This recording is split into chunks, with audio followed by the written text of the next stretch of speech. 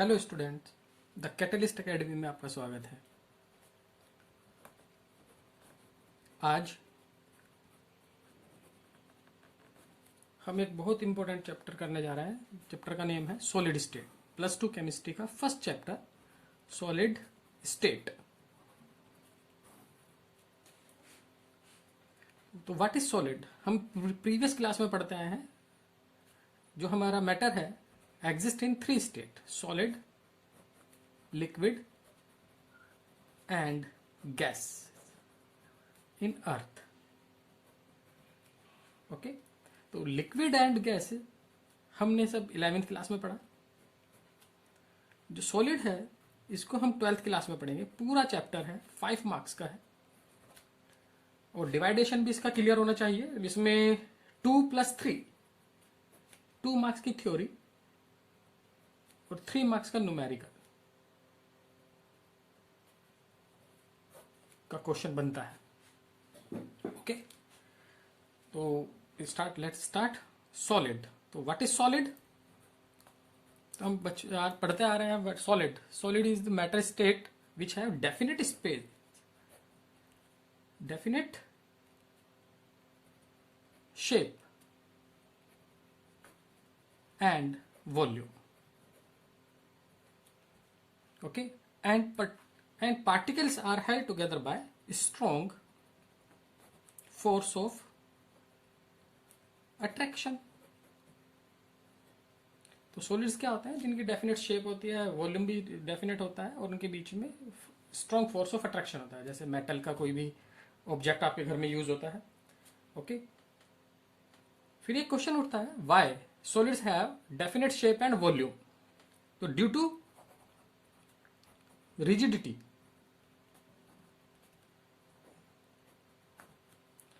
solid have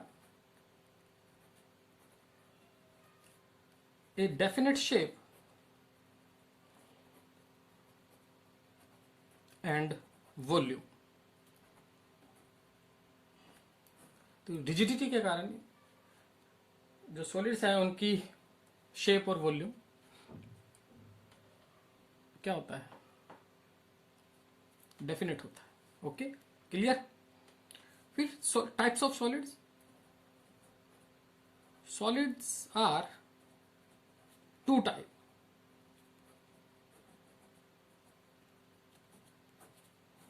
first, amorphous solid. Amorphous और pseudo solid.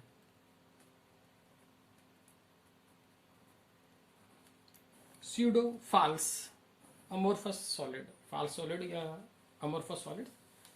For example glass, plastic and all polymers. ये काफी important part है।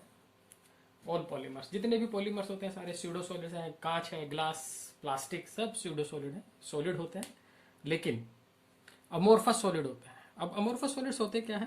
First, इनमें क्या होता है? First, irregular arrangement.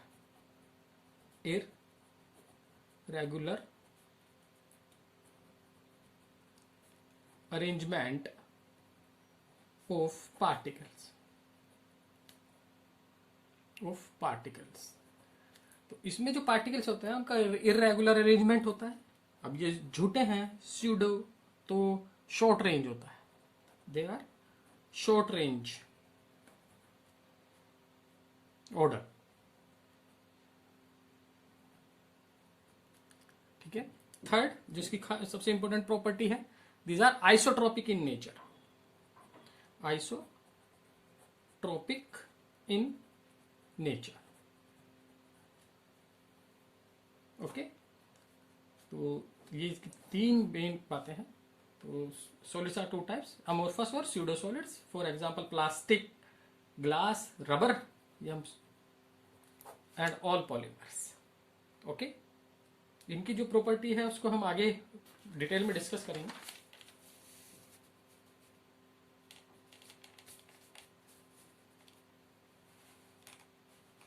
नेक्स्ट है crystalline, second part, crystalline. Crystalline solid और ट्रू सॉलिड। तो नाम से ही है, दीज आर ट्रू सॉलिड और क्रिस्टलाइन सॉलिड। इनमें क्या होता है, these are regular arrangement of particles. Regular arrangement होता है, एक पैटर्न से ये अटैच होते हैं। सेकंड, लॉन्ग रेंज ऑर्डर होता है इनका, लॉन्ग रेंज से अटैच होते हैं, ठीक है। 3D शेप होती है, 3 डायमेंशनल, ओके। और जो सबसे खास बात, they have sharp melting point and boiling point.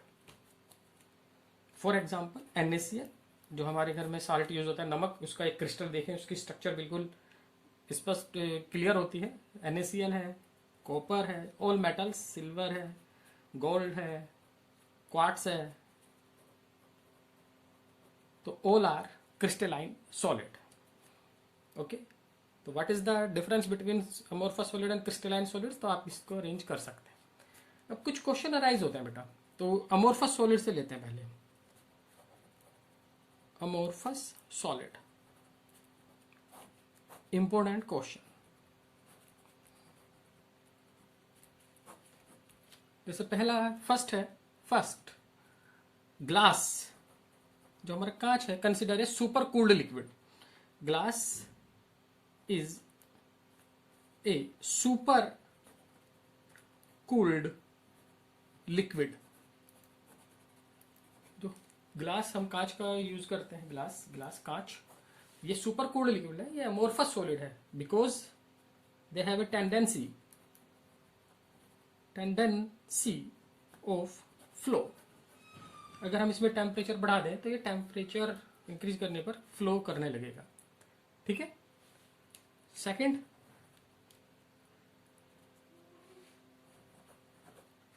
Second, old object of glass becomes milky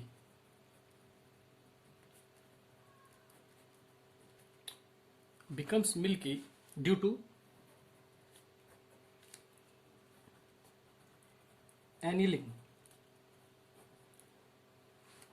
क्या होता है, जब भी आप कोई ग्लास का पुराना ऑब्जेक्ट देखते हैं, कोई बहुत पुराना सामान है, तो वो धुंधला हो जाता है। मिल्की मीन्स धुंधला। क्यों? क्योंकि उसका एनिलिन हो जाता है। गर्मियों में गर्म होकर फैलता है, सर्दियों में सिकुड़ता है। तो ये प्रोसेस काफी टाइम से चल रहा है। तो क्या होता है, glass amorphous part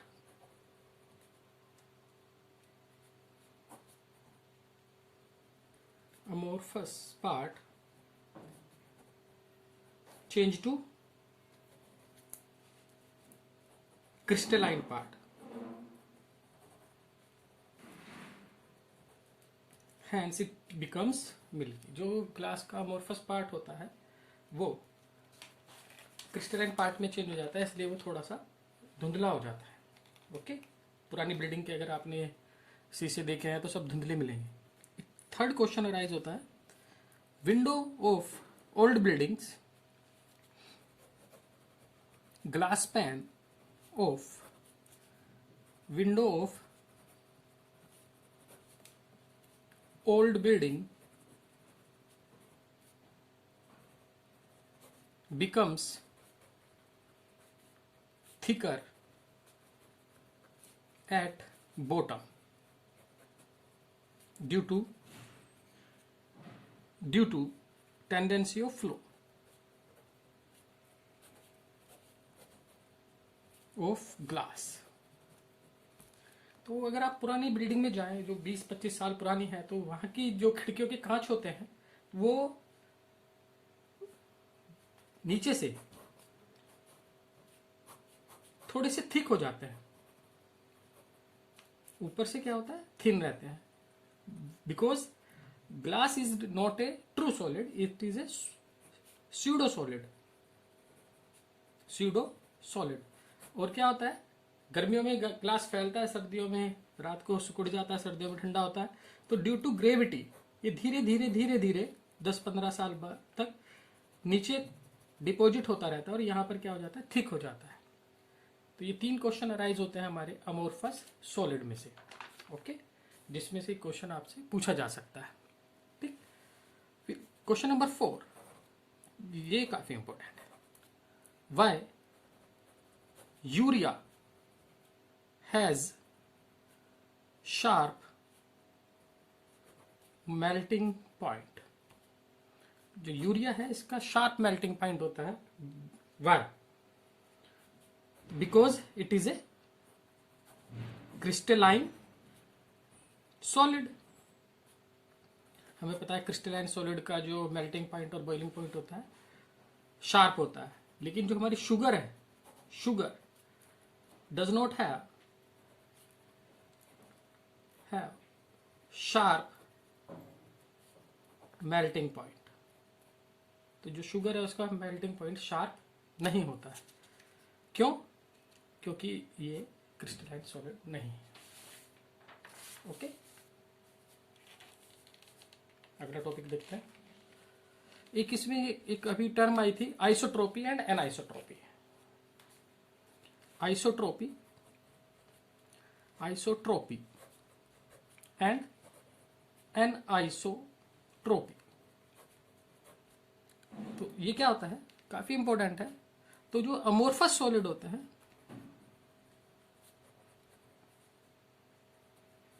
amorphous solid show same property in all direction, in all direction। तो अमोर्फस सॉलिड इरेगुलर होते हैं, शॉर्ट रेंज होते हैं। तो क्या होता है, ये सारी की सारी property like physical property like electrical and thermal conductivity, refractive index, सारी की सारी प्रॉपर्टी सेम शो करते हैं in all direction. Therefore it is called isotropic. Anisotropic ये होते crystalline solid. Crystalline solid are anisotropic in nature because they show same properties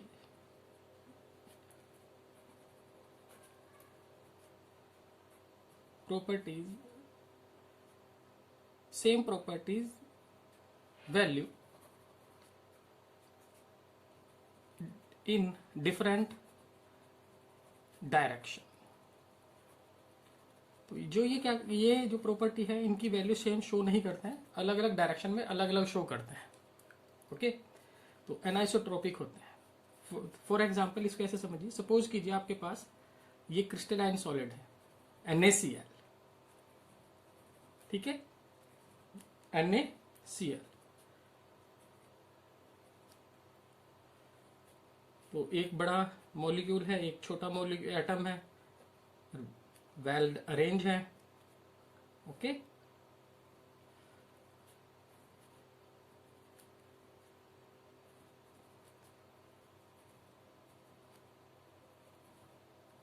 और आपने एक प्रॉपर्टी रिफ्रैक्टिव इंडेक्स इस डायरेक्शन में किया तो वैल्यू डिफर आएगी। क्यों? क्योंकि इधर स्मॉल स्मॉल लार्ज मॉलिक्यूल है। सपोज कीजिए इस डायरेक्शन में करते हैं तो वैल्यू डिफर आएगी। क्यों? क्योंकि सारे के सारे लार्ज मॉलिक्यूल आर अरेंज्ड। इस डायरेक्शन में करते हैं तो वैल्यू और डिफर आएगी because small particles are arranged. ठीक है, तो this is the isotropic and anisotropic. Okay, एक टाइप और होती है कोवलेंट, कोवलेंट सॉलिड और गेंट सॉलिड, गेंट सॉलिड और नेटवर्क सॉलिड। ओके, काफी इंपॉर्टेंट है ये। कोवेलेंट सॉलिड नाम से ही है, ये इसमें क्या होता है, कोवेलेंट बॉन्ड होते हैं, covalent bond. Giant covalent bond से लार्ज अमाउंट ऑफ एटम्स आपस में अटैच हो जाते हैं, नेटवर्क बनाते हैं, इसलिए इनको हम नेटवर्क सॉलिड भी कहते हैं। 2 एग्जाम्पल है इनके, 2 example, diamond and graphite. Okay, both are allotropes of carbon, और प्रॉपर्टी में काफी इनका डिफरेंस है, डायमंड एंड ग्रेफाइट। तो डायमंड देखो क्या होता है। डायमंड, इसमें जो कार्बन एटम है, carbon atoms is sp3 hybridized. Diamond is the hardest natural occurring substance.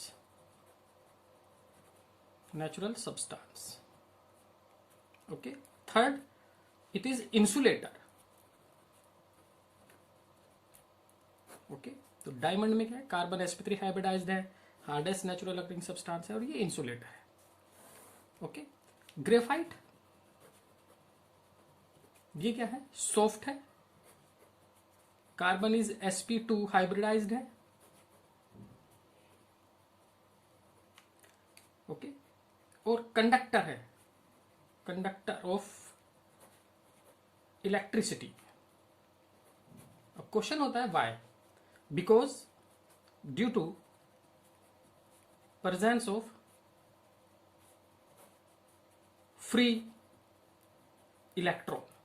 इसमें क्या है, जो चार कार्बन की वैलेंसी 4 होती है, तो 3 तो बॉन्ड बना लेते हैं। ये इसकी स्ट्रक्चर है।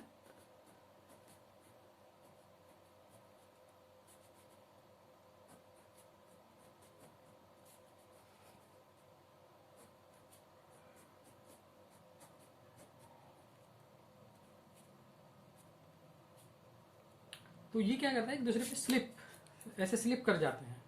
तो ये इसलिए क्या होता है, सॉफ्ट होते हैं, और 3 इलेक्ट्रॉन्स बॉन्ड बनाने में पार्ट ले लेते हैं। 1 इलेक्ट्रॉन क्या हो जाता है, 1 इलेक्ट्रॉन फ्री, तो इसलिए ये कंडक्टर होता है। तो ये हमने पढ़ा सॉलिड, टाइप्स ऑफ सॉलिड्स। अगली वीडियो में हम इससे अगला वाला पार्ट